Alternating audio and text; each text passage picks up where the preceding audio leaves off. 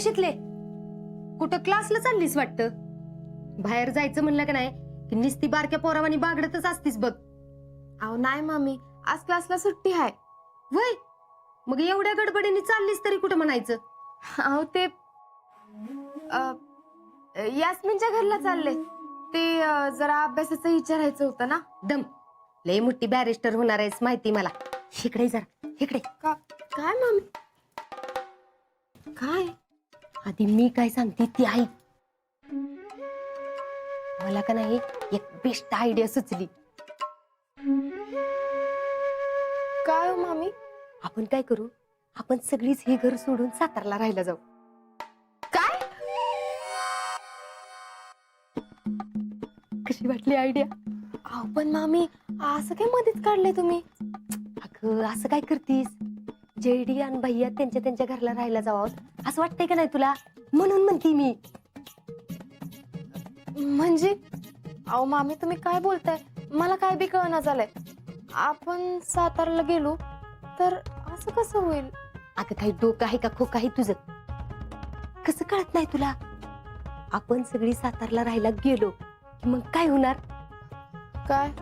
अगं जरा विचार कर की, आपण तिकडे राहायला गेलो की मग भैया आणि जेडी ते बी आपले संग येतील का नाही? हा मग आपण काय करायचं, हळूहळू एक एक जण इकडे निघून यायचं. म्हणजे जिजींना हवामान मानवत नाही, ह्यांना कारखान्याला जायला लांब पडतंय अशी कारण आहेतच की आपल्याला सांगायला. असं करता करता आपण सगळी जण परत येऊ. मग काय होईल, जेडी आणि भैया दोघच राहतात. कशी वाटली आयडिया? आता एक काम करू, आपण दोघी जणी ह्यांच्या जरा मागे लागू म्हणजे ते ऐकतात. एक मिनिट मामी, मला विचारायचं ते ऐकून घ्या. आपण गेलो आणि ते हितच राहतो म्हणले तर? हा असं कसं म्हणतात? अहो असं काय करताय मामी? आता बघा, भैयांचं सगळं राजकारण हितच आहे की गावात, आणि आपण जातो म्हणलं तर ते म्हणतात नको मी हितच राहतो गावात. काय नाही, जाऊ द्या. जाऊ द्या काय जाऊ द्या? एकतर एवढा मोठा घोळ घालून ठेवला. मी चांगली अक्कल लढवून त्या दोघांना घरातनं बाहेर पाठवलं होतं का नाही? कशाला घेऊन आलीस परत काय माहिती? ही सगळं तुझ्यामुळेच झालंय बघ. आता परत मलाच काहीतरी केलं पाहिजे. मामी अहो कशाला काळजी करताय? आता समजा व्यवस्थित चाललंय ना. मग काय नाही, मी जाते आता.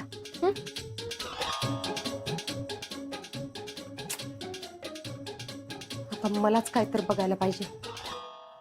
पण काय माहित, या शेतलीच्या टोसक्यात हमखास काहीतरी चालू असेल. लय आतल्या गाठीची आहे.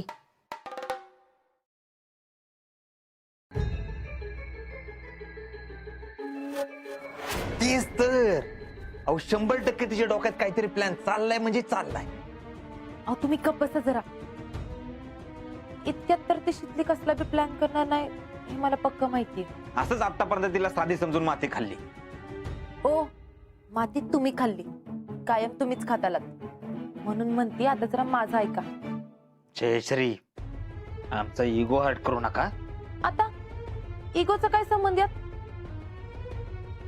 माझ्याकडे हुकुमाचा इक्का होता, अजिंक्य, आणि तो मी बरोबर वापरला. म्हणून तर ती शितली आपल्याला घ्यायला आली.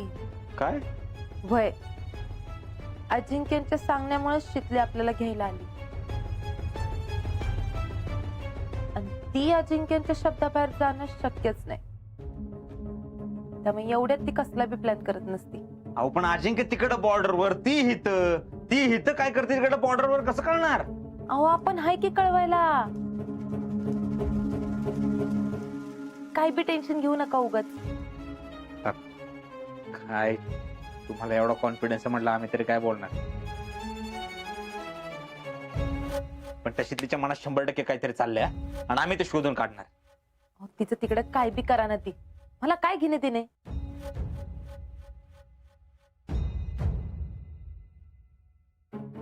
टॅलेंट या शेतीच्या डोक्यात 100% काहीतरी चाललंय.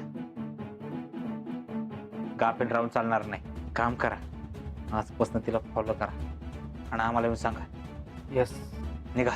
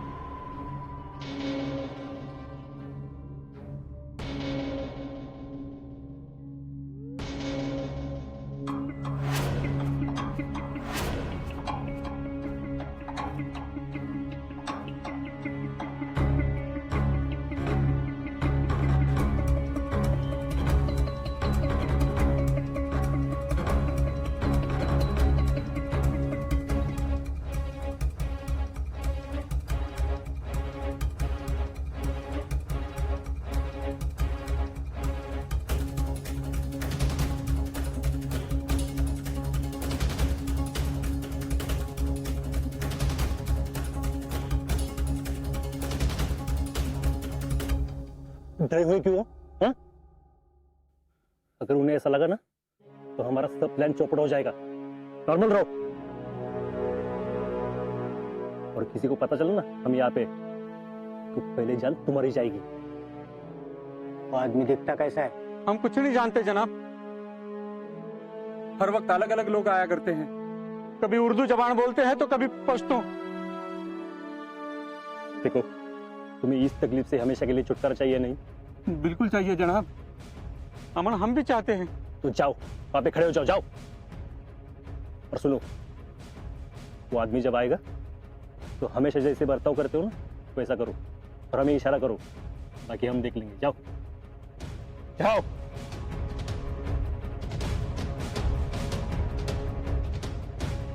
डरो मत, तुम्हें कुछ नहीं होगा, ये मेरी गारंटी है। हम तुम्हारा बचाव करने के लिए आए। सुनो, तुम एक भारतीय नागरिक हो और अपने देश की रक्षा करने की जिम्मेदारी जितनी हमारी है उतनी तुम्हारी भी है, समझे? तुम उस आदमी को पकड़ने में हमारी मदद करो, तुम्हारा बाल भी बाका नहीं होगा। जाओ। सुनो, तुम्हारी खड़ी रहने की जगह कहाँ पे?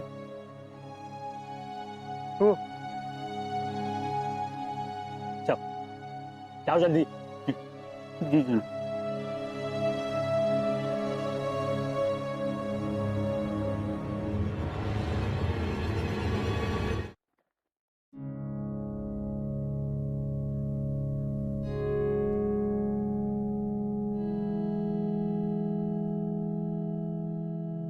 फौजी, ओ फौजी काका. शीतल, अगं थांब थांब, आलो तिकडं. हा,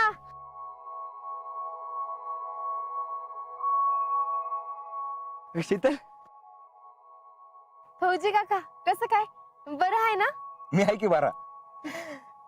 अगं पण तू इथं माळावर, घरी सगळं सगळं ठीक आहे. बरं, पाणी बिणी पाहिजे का? नाही नाही नको. बरं, आजाचा काय निरोप घेऊन आली तीस? नाही, माझंच काम होतं तुमच्याकडं म्हणून आले. बर, काय ग? अहो ते वयो, तुम्ही आजकाल गावात कसं काय दिसत नाही? अगं इकडे काम असतात ना, मग नाही येणं होत. असं काय काम करता तुम्ही इकडं? तो राहुल्या तर काय बाय सांगत असतोय, तुम्ही इकडं कुणाला फिरकू देत नाही, काय सांगत बी नाही. अगं असं काही नाहीये, आपलं असंच. गावात तरी कोणी माझं तो उगा आपल्या रिकामा बसण्यापेक्षा काहीतरी करत राहायचं झालं. अगं सांगतोय की आल्यावर सगळं. बरं, तू इथं कशाला आली होती ते सांग. मला तुमची मदत पाहिजे. बर, मला असं वाटतंय, येत्या 26 जानेवारीला आपण आपल्या भागातल्या शहीद जवानांच्या कुटुंबियांचा सन्मान करायचा. तुम्हाला काय वाटतंय? पण हे विचार तुझ्या मनात का आला? फौजी, मला असं वाटतं दरवर्षी 15 ऑगस्ट आणि 26 जानेवारीला फक्त आपली देशभक्ती जागी होती. आपण देशावरची गाणी गातो, भारत माता की जय म्हणतो, पण भारत मातेसाठी आपलं पोर, आपला नवरा, आपला भाऊ अर्पण करणं ही खरं तर मोठी गोष्ट आहे. खरं तर यांचा सन्मान जितका करावा तितका कमीच आहे. पण मला असं वाटतंय, या निमित्तानं या वीरपत्नी, या वीरमाता अशा परिस्थितीचा सामना कशा करतात, त्या परत कशा उभ्या राहतात, हे सगळ्यांना कळलं पाहिजे. आणि हे जर का सगळ्यांना कळलं ना, तर बायकांना बी हुरूप येईल. त्या आपल्या पोरांना आर्मीत भरती करतात आणि पोरांना बी प्रेरणा मिळालो. फौजी, यो फक्त कौतुक सोहळा नाही तर लोकांच्या मनामध्ये ऊर्जा निर्माण करणारा कार्यक्रम असेल. वा, अगं आयडिया तर मस्त आहे की. आणि असं झालं ना तर बेस्ट होईल. म्हणजे आवडली बाई तुम्हाला? प्रश्नच नाही. बरं झालं तर. अहो पण यासाठी मला तुमची मदत पाहिजे. मला जरा अशा कुटुंबियांची माहिती लागल हो. गेल्या 2 वर्षात आपल्या भागात नेमकं कोण कोण शहीद झालं ह्याची माहिती जर का तुम्ही मला दिली तर आपण कार्यक्रमाच्या तयारीला लागू. कसं आहे, आपल्या भागात जर कुठला जवान शहीद झाला ना तर मी ना आजा कायमच जायचं. आता या प्रत्येक कार्यक्रमाला जरी मी हजर राहिलो ना तर त्या सगळ्यांची माहिती माझ्याकडे. अहो मग आता एक होऊ शकतं, एका ठिकाणी तुला या सगळ्यांची माहिती मिळू शकते. कुठं? अगं साताऱ्याला जिल्हा सैनिक कल्याण कार्यालयामध्ये तिथे सगळी माहिती मिळेल बघतो. ये इकडे पत्ता लिहून देतो.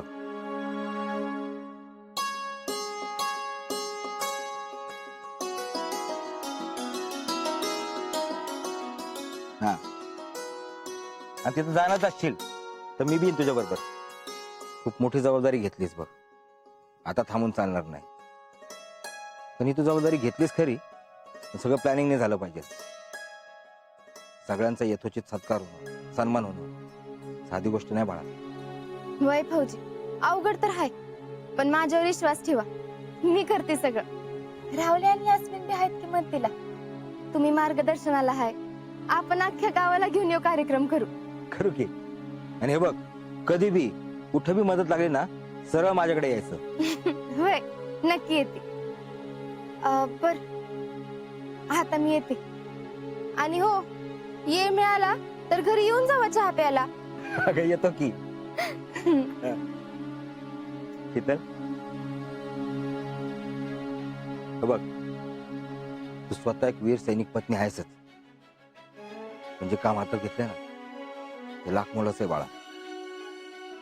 खरं तर आजसारखे सैनिक या मातीत जन्माला आलेच पाहिजेत, पण त्यांना साथ देणाऱ्या तुझ्यासारख्या वीर सैनिक पत्नी पण त्यांना मिळायला पाहिजेत, हे तितकंच खरं आहे बघ.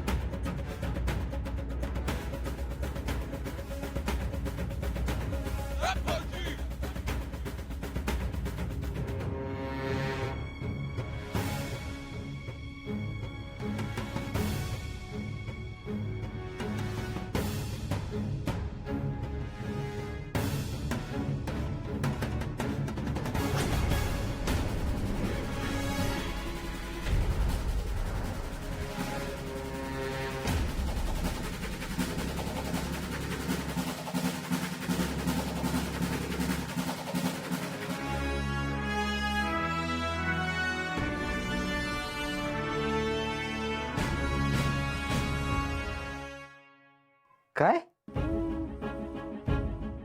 ती शीतली फौजीला जाऊन भेटली? हो भैया, आणि त्या शीतलच्या हातात कसली तरी वही होती आणि त्या फौजीने त्यात तिला काहीतरी लिहून दिलंय. वही? कसली वही? काय माहित भैया. तुला बघता आलं नाही का रे मग? अहो भैया, आता मी काय जाऊन विचारू का फौजींना कसली वही होती, त्यात तुम्ही काय लिहून दिलंय? टू मच कन्फ्युजन त्याच्या आईला. त्या फौजीचा काय संबंध बरं? हा, आता तू ठरवणार का मी या घरात राहायचं का नाही ते? नाही भैया, जयश्री म्हणती त्यात तथ्य वाटतंय मला. म्हणजे शीतलच्या डोक्यात तसं काही नसेल, पण तिच्या डोक्यात वेगळंच नक्की काहीतरी चाललंय. अरे काय चाललंय? काय चाललंय ते कळलं पाहिजे ना आपल्याला. कधी कळणार? तो काय मॅटर तो कळला पाहिजे. टॅलेंट हे लवकर कळलं पाहिजे, नाही तर सगळं आपल्या अंगलट येईल. बघा, शोधून काढा.